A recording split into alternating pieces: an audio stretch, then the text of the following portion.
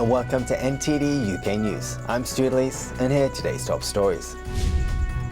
German prosecutors detain a UK citizen accused of spying for Russia while working at the British Embassy in Berlin. We talked to a security expert about Apple's plans to scan photos on users' iPhones in the United States in a bid to reduce child abuse. And a rift forms in Poland's coalition government as a controversial media bill brings mass protests.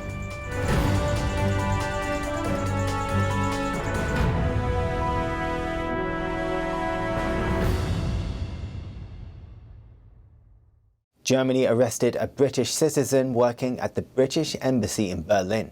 Prosecutors say he allegedly sold documents to Russian intelligence. NTD's Trevor Piper has more on this. German prosecutors said Wednesday they have detained a British citizen who is accused of spying for Russia while working at the British Embassy in Berlin. Prosecutors said in a statement that the man was detained based on German and British authorities working together. He was only identified as David S. Prosecutors said David S. allegedly passed on documents he received at work on at least one occasion to the Russians. In return, he allegedly received an unknown amount of cash. Die Hinweise, dass die geheimdienstliche Tätigkeit We take the information that the detained person's intelligence activity was carried out on behalf of a Russian intelligence agency extremely seriously. Spying on a close ally on German soil is absolutely unacceptable, and we are in full solidarity with our British friends. German media reported that he provided the Russians with documents containing information on counter-terrorism. According to Russian media, the Russian embassy in Berlin declined to comment. The arrest comes at a time of continuing tensions between the UK and Russia, which have been building for years. The UK accused Russian agents of carrying out an attack on former Russian spy Sergei Skripal on British soil in 2018. And in June, a Royal Navy warship was buzzed by Russian fighter jets when it sailed through disputed waters off Crimea. Trevor Piper, NTD News.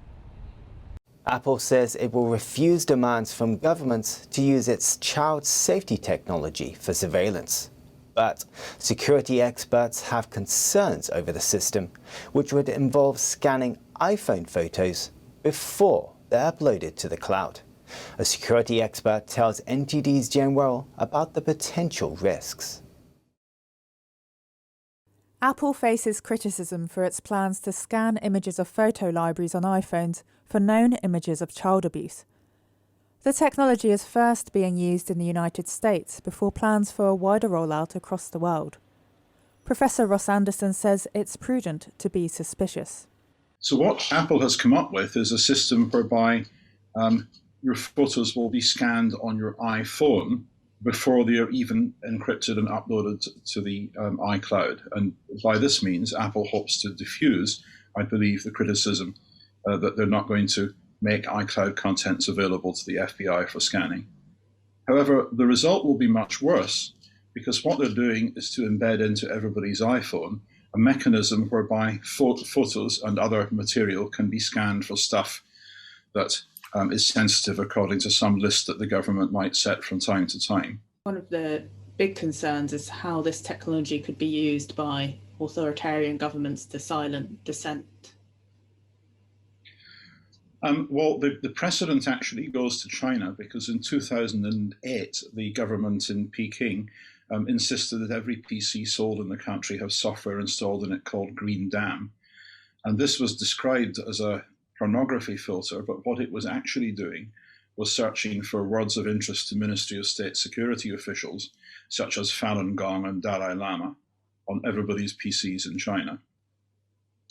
And the initial implementation had a bug in that it made people's computers insecure, and anybody running the Green Dam software could have their computer taken over by any website they visited. China scanned stuff in iCloud for iPhone users because they insisted that Apple hold all the iCloud storage at 3 data centers in China operated by a state-owned company. So in authoritarian countries, that battle is already lost. But the interesting things that we're likely to see with Apple, for example, is that Apple has said that they won't put any images other than the American images into their database. But the Australians, for example, have a law which says that the Australian government can use such mechanisms for its own purposes. And there's no way that the UK would tolerate iPhones only looking for images of missing children in America. The UK is going to insist that iPhones look for photos of missing children in the UK instead. He also says there are problems with the algorithm. There are serious issues about what the Apple neural match algorithm, as it's called, is looking for. It looks very much like a face recognition algorithm. So rather than looking for nakedness or genitalia or things like that, it's probably looking for the faces of both perpetrators and victims. And this means that quite a lot of the time when an alarm goes off and the person at Apple sees an adult with their clothes on, you can't just dismiss that as a false alarm, because this might either be a survivor of abuse or a perpetrator. And so they're going to have to build machinery to report to law enforcement, and law enforcement will build machinery to deal with that.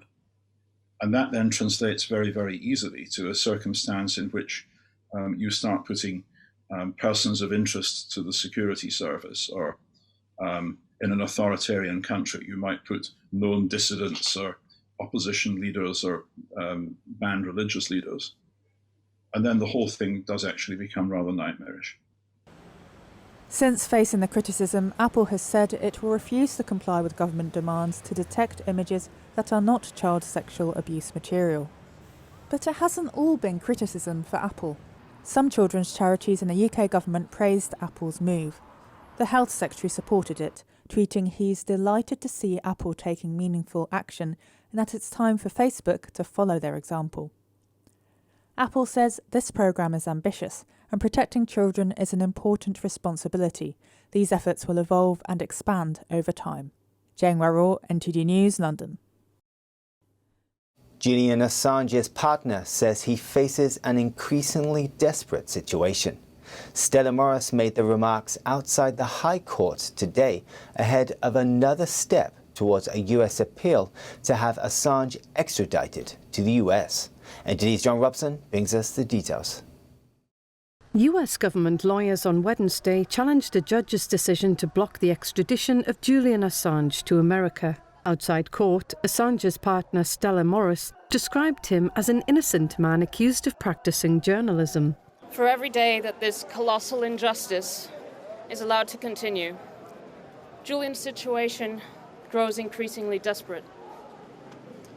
He won the case against the US government 7 months ago, yet he remains in Belmarsh prison. The decision in January said he was likely to kill himself under harsh US prison conditions. The lawyers argued that assessments of Assange's mental health should be reviewed.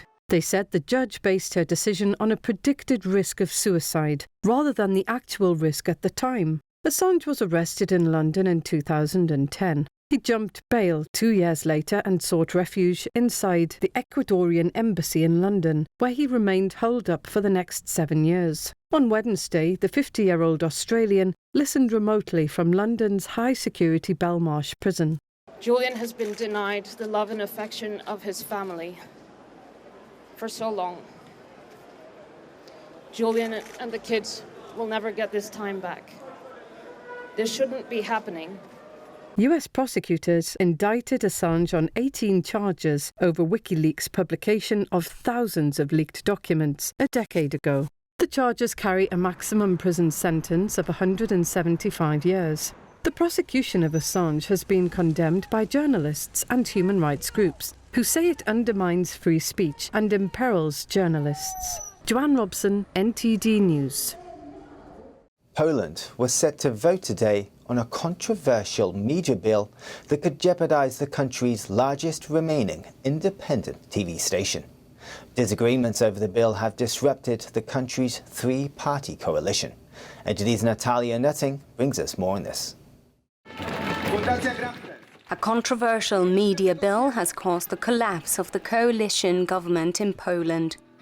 The ruling Law and Justice Party lost its majority after a small coalition partner announced it was leaving. The centre-right Agreement Party's leader was fired as deputy minister on Tuesday amid a rift over the bill. People in dozens of cities and towns demonstrated against the bill.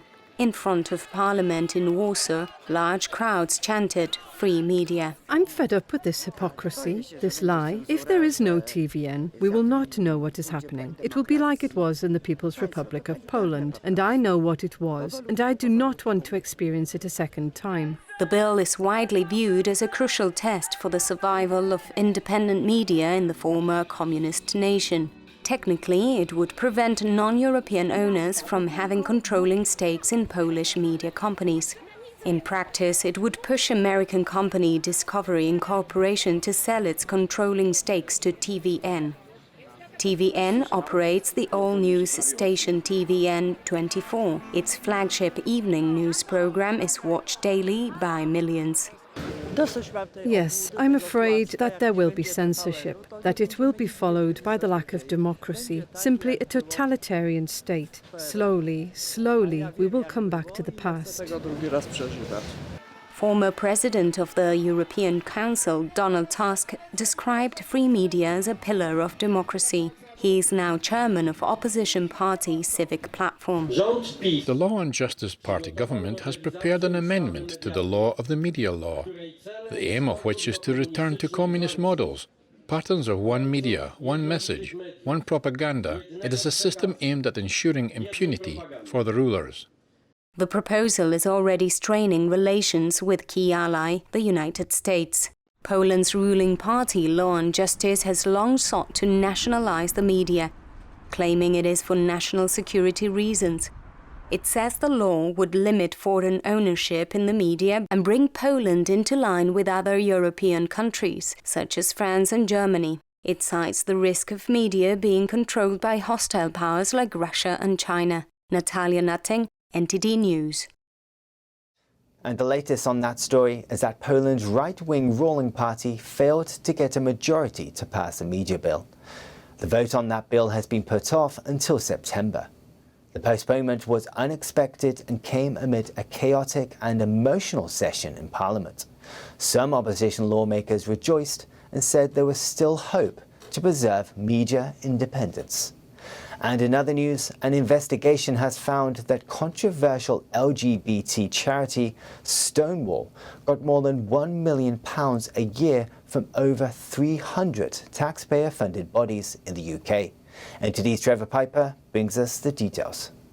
According to an investigation by campaign group Taxpayers Alliance, 327 UK public bodies paid more than £3 million to Stonewall over 3 years. This means the controversial LGBT charity got at least £1 million a year in taxpayers' money. The money paid for memberships in Stonewall's Diversity Champions scheme, as well as conferences, events and training programmes organised by the group. From 2018 to 2020, the NHS paid nearly £500,000 to the charity. The Foreign Office paid nearly £400,000 to Stonewall over a 3-year period, the most among all government departments. Stonewall has reportedly given some controversial advice to employers. It recommended that the word mother should be replaced with parents who has given birth. It also advised employers to allow those who self-identify as women to use female toilets and changing rooms. James Roberts from Taxpayers Alliance said in a statement, taxpayers should not be subsidising campaigners who use those privileges to lecture and lobby. He said, public sector bodies often say they have no more fat to trim, but it's clear that savings could be made by ending payments like these. Women and Equalities Minister Liz Truss has reportedly told officials she was concerned about government departments' memberships with Stonewall as they were not good value for money. A number of high-profile public sector employers, including the Cabinet Office and the House of Commons, have quit the scheme in recent months. Trevor Piper, NTD News. Some of the National Gallery's masterpieces are on display in London's Trafalgar Square. The pop-up exhibition is accompanied by a programme of daily alfresco art activities. NTD's Neil Woodrow brings us some cultural insights. The National Gallery are bringing art to the masses here in Trafalgar Square. A pop-up exhibition displays 20 full-sized replicas of well-known paintings. It includes some of the most treasured pieces in the National Gallery's collection. The pieces were selected in part based on the number of online views from when the museum remained closed during lockdown. We know that during lockdown people were very keen on these particular works of art, and so we brought them to the outdoor space, and so people can wander around. They might just happen upon the selection. They might actually come and have a look at it specifically. They might find some old friends or things that they didn't know that we had, and that's just the fun of being outdoors, as well as the potential for people to come in to see us at the National Gallery. It's aiming to bring more visitors back to the capital as part of a campaign to help tourism recover post-lockdown. Writing says viewers of the gallery's collection online were keen to glimpse blissful landscapes as the country's pandemic restrictions dragged on. I think the selection did err towards the idea of the outdoors, the countryside, the landscape, and I think that idea of health and well-being and people really re-engaging with nature, I think, was part of that. The National Gallery has around 2,500 paintings in the Western European tradition spanning about 700 years, including works by artists such as Leonardo da Vinci and Michelangelo. So we are surrounded by the nation's favourites, some of the most popular paintings from the National Gallery's collection as voted by our visitors, including this one behind me, Titian's Bacchus and Ariadne, which was painted in about 1520 to 1523. And it's the story of Bacchus, the god of wine, who stumbles across the princess Ariadne on the island of Naxos in Greece, and she's just been abandoned by her lover, Theseus, and you can see his ship sailing away in the distance, and Bacchus sees Ariadne and is instantly smitten. He literally falls head over heels. As you can see in the picture, he's tumbling out of his chariot. This artist of this painting connects with another artist whose work is in the gallery, Rembrandt. This is a self-portrait of Rembrandt at the age of 34, and what's really interesting about this portrait is that he is emulating a portrait that Titian did, the great Italian master, of a man in a blue sleeve, which is also in the National Gallery's collection, so you can see both of them. Here in Trafalgar Square, aside from viewing famous masterpieces, visitors can attempt to make their own too via the Sketch on the Square programme. 30 easels are waiting for anyone to paint, draw or sketch whatever sparks their imagination. It's so easy just to pass this place, just come and take a picture, but I think you have to stop and enjoy, just give it a try. I don't know, it's really nice outside, so yeah, you never know what's going to end up being on this piece of paper. They also have artist and educator-led sessions that need pre-booking. The National Gallery's head of curatorial, Christine Riding, said the London Gallery is really keen to have more interaction with people and help the public connect with the paintings hidden behind the museum's grand stone facade. The National Gallery is this wonderful facade, which I wonder if some people feel a bit, whether or not they should come in or not, but actually this is really encouraging people to think of this as their collection, the people's collection. The exhibition will run until the 2nd of September. Another group of people are getting ready to try their hand at sketching, guided by staff of the National Gallery. Neil Woodrow, NTD News, Trafalgar Square. Still to come, COVID booster jabs are supposed to start next month, but experts haven't decided yet who will get it. That and more after the break.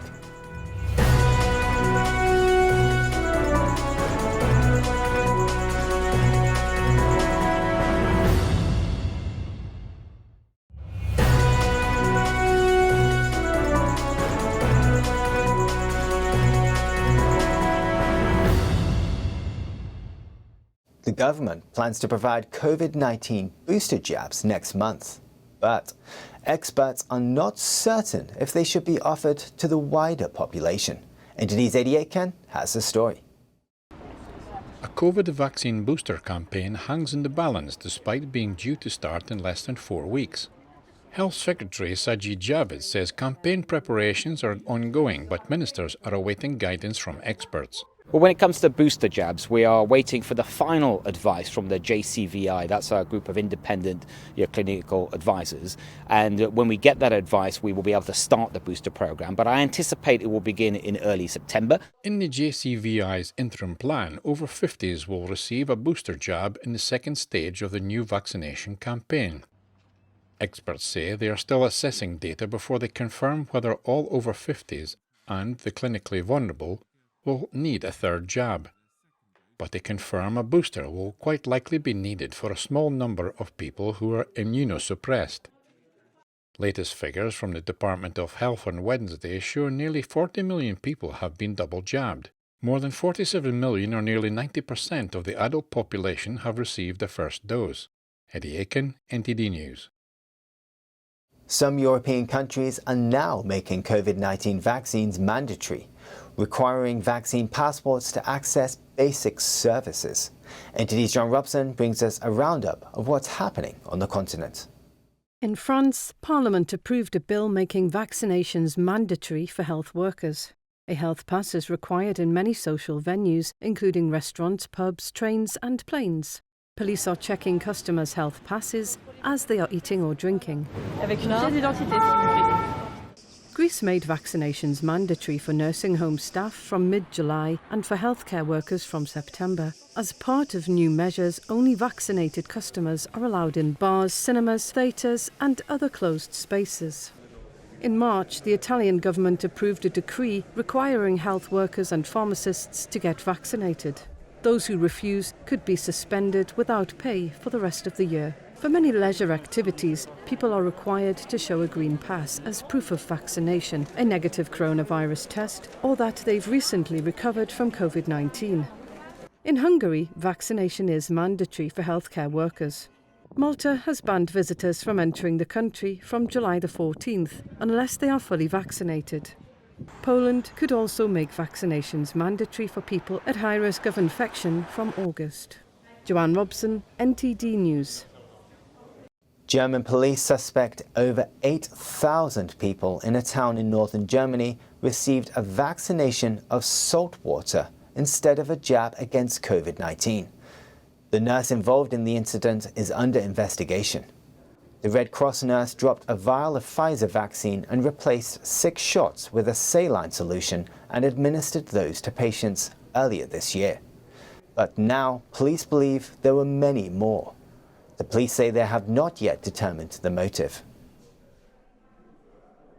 Protests erupted on Tuesday against vaccine passports in Lithuania, resulting in some clashes with armed police. NTD's John Robson brings us more on this. 5,000 people rallied outside Lithuania's parliament to protest COVID health passes on Tuesday.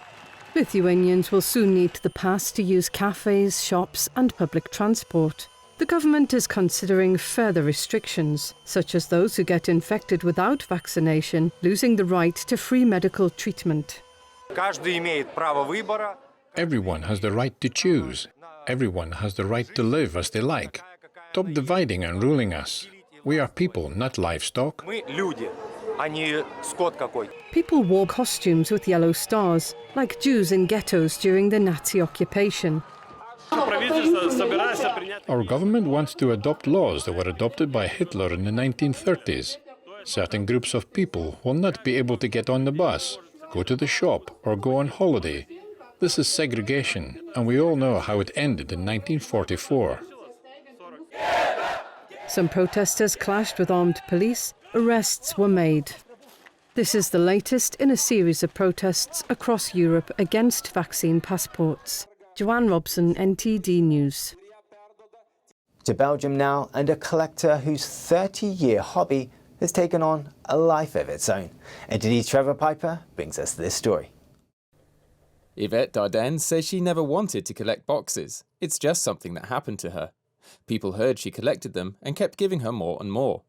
30 years later, the 83-year-old Belgian has almost 60,000 vintage tin boxes from all over the world. I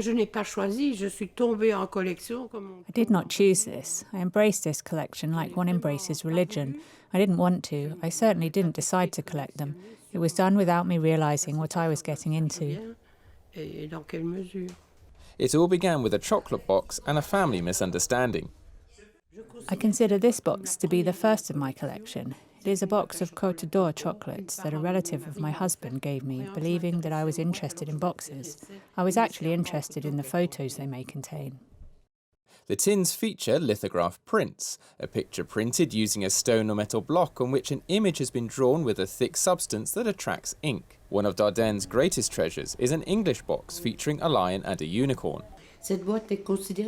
This box is considered to be the first to have been lithographed. It is an English box from 1868 called the Ben George, and it was designed for biscuit maker Huntley and Palmer's. The boxes piled high around her used to contain goods ranging from coffee and tobacco to rice and shoe polish. They came from all over the world. I haven't been anywhere. I did not travel. People still think I have travelled a lot. No, I didn't travel. It quickly became known that I collect boxes. Sometimes, right after my husband would leave for the office, someone would show up to offer me something. The boxes feature familiar scenes and figures from the famous to the infamous. Dardaine's collection spans 4 buildings, the bulk of it in a medieval watermill next to a home almost as picturesque as her tins. Trevor Piper, NTD News. That's the news for today, and thanks for tuning in. I'm Stuart Lees.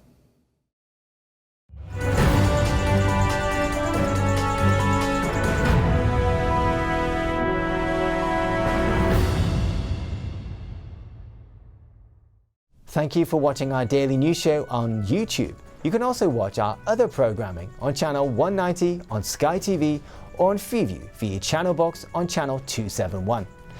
In the meantime though, please give this video a like and hit subscribe to our channel. Have a good day.